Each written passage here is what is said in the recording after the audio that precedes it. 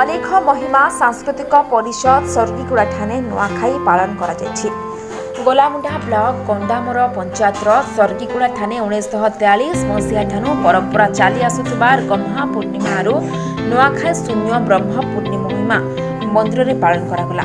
श्रावण शुक्ल पक्ष चतुर्दशी 21 अगस्ट शनिवार सन्धारे कलाहांडी सभापति श्री किणुचरण बाबांकर हाथे अखंड ब्रह्मध्वनि स्थापन कर ब्रह्म मुहूर्ते पणा पानी पूर्वक होकरी गुरुकार्य करी नवान्न प्रसाद सेवन कर कलाहांडी देवभोग अंचल बड़ भाई टहलिया अधिकारी समेत शतिक अनेक महिमा धर्मावलंबी भक्त मैंने योगदान करते।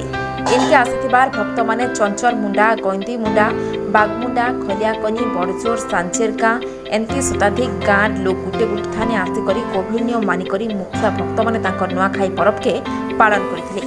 गोलामुंडार लोकनाथ टोलटिया रिपोर्ट न्यूज पश्चिम।